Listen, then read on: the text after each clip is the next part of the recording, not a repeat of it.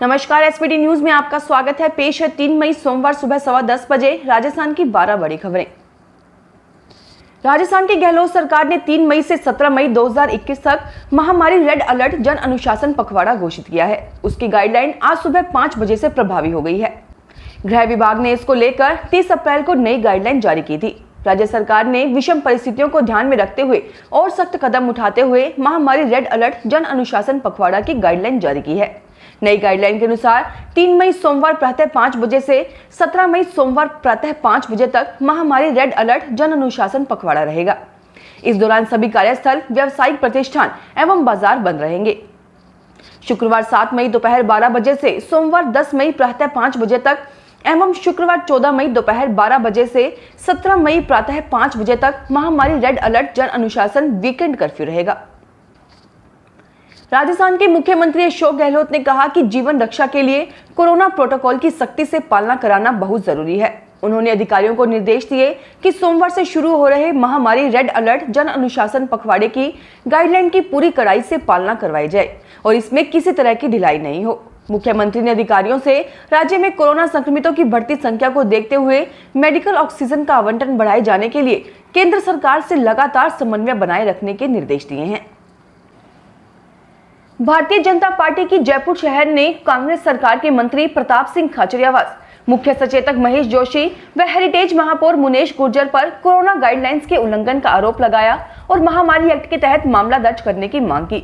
दरअसल यह पूरा मामला कांग्रेस पार्षद मनोज मुग्दल के बेटे की शादी समारोह का है, जिसमें शामिल हुए इन नेताओं की कुछ तस्वीरें सामने आ रही हैं। इसमें शामिल किसी भी नेताओं ने मास्क नहीं लगा रखा, साथ ही 2 गज की दूरी जैसे कोरोना गाइडलाइंस का पालन नहीं किया गया।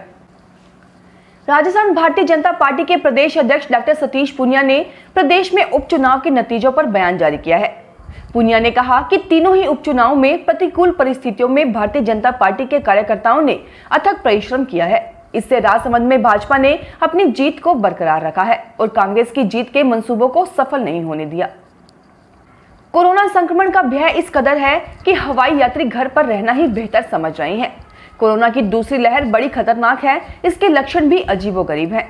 इससे किशनगढ़ एयरपोर्ट पर अप्रैल माह में करीब 55% यात्री भार घट गया है। मुंबई, दिल्ली और अहमदाबाद जैसे महानगरों से यात्री नहीं आ रहे, ऐसे में देश की घरेलू उड़ानों पर खासा असर है। जयपुर में RUHS से कोविड मरीजों के भार कम करने के लिए सरकार ने SMS अस्पताल में मरीजों को शिफ्ट करने के आदेश जारी कर दिए, लेकिन सरकार ऑक्सीजन की व्यवस्था नहीं करा पा रही है। ऐसे में बिना ऑक्सीजन अस्पताल प्रशासन ने मरीजों को भर्ती करने से मना कर दिया है। इतना ही नहीं, प्रशासन ने चिकित्सा विभाग को कहा कि ऑक्सीजन की व्यवस्था नहीं होने तक कोविड मरीजों को SMS से स्थानांतरण करने के आदेश वापस लिए जाएं। प्रशासन ने कहा कि कोविड के साथ अस्पताल में सामान्य मरीज भी भर्ती हैं। ऐसे में मरीजों की बढ़ती संख्या और ऑक्सीजन की कमी के कारण स्थिति भयावह हो रही है। कभी भी अस्पताल में ऑक्सीजन आपूर्ति बंद हो सकती है। लेक सिटी उदयपुर अपनी आलीशान होटलों व शाही मेहमान नवाजी के लिए दुनिया भर में मशहूर है, लेकिन इन दिनों हालात ये हैं कि होटल मेहमानों को तरस गई हैं। कोरोना महामारी की दूसरी लहर के कारण होटल उद्योगों को भी जबरदस्त झटका लगा है। हर दिन होटल व्यवसाय को करोड़ों का नुकसान झेलना पड़ रहा है। कोरोना के बढ़ते खौफ, जन अनुशासन पखवाड़े, वीकेंड कर्फ्यू के चलते इस महीने विभिन्न होटलों में होने वाली अधिकतर शादियां रद्द हो चुकी हैं। इसके साथ ही मई में होने वाली शादियों का भी कोई भरोसा नहीं है, जबकि सबसे अधिक मुहूर्त मई माह में ही है। गीत संगीत, कलश उत्साह, बैंड बाजा और बारात, यह ही विवाह समारोह में खुशी के पल है, लेकिन शायद इस खुशी के पल को कोरोना महामारी की नजर लग गई। शादियों का सीजन शुरू हो चुका, लेकिन कोरोना के चलते दहशत में आए लोग अब शादी समारोह सीमित या स्थगित करने लग गए। विवाह मंडप संचालकों के साथ ही शादी से जुड़े कारोबार करने वालों के सामने फिर से रोजी रोटी का संकट खड़ा हो गया।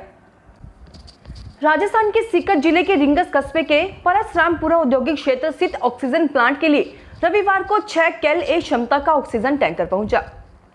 इस टैंकर की गैस को सिलेंडर के माध्यम से सांवली कोविड सेंटर के मरीजों के लिए भिजवाया जाएगा।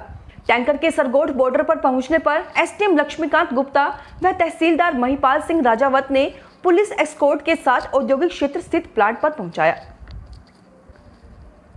पाली जिले के मारवाड़ जंक्शन क्षेत्र के भगवानपुरा गांव के पास रोड पर अचानक आए सांप को बचाने के चक्कर में कार पलट गई। हादसे में कार सवार 8 जने घायल हो गए, उन्हें अस्पताल में भर्ती करवाया गया है।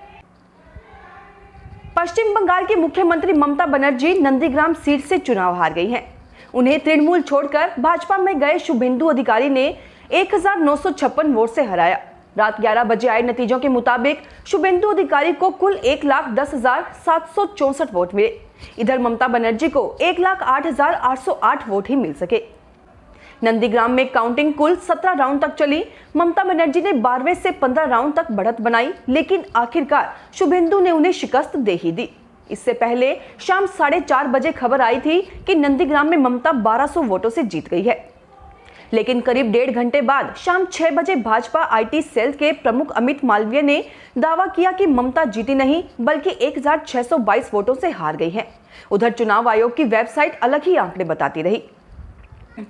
राजस्थान में सत्तारूढ़ कांग्रेस ने भावनात्मक कार्ड को भुनाते हुए सुजानगढ़ और सहाड़ा विधानसभा सीटों पर उपचुनाव जीते हैं, जबकि भाजपा ने राजसमंद सीट बरकरार रखी।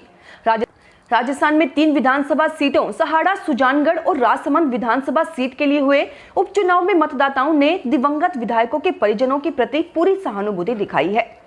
कांग्रेस ने दिवंगत विधायक कैलाश त्रिवेदी की पत्नी गायत्री त्रिवेदी को सहाड़ा से मैदान में उतारा, जबकि विधायक भंवरलाल मेघवाल के बेटे मनोज मेघवाल ने सुजानगढ़ से चुनाव लड़ा।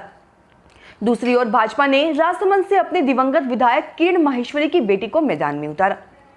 फिलहाल इस बुलेटिन में इतना ही, फिर हाजिर होंगे और बड़ी खबरों के साथ। SBT न्यूज के वीडियो देखने के लिए हमारे चैनल को सब्सक्राइब करें और नोटिफिकेशन पाने के लिए बेल आइकन को प्रेस करें।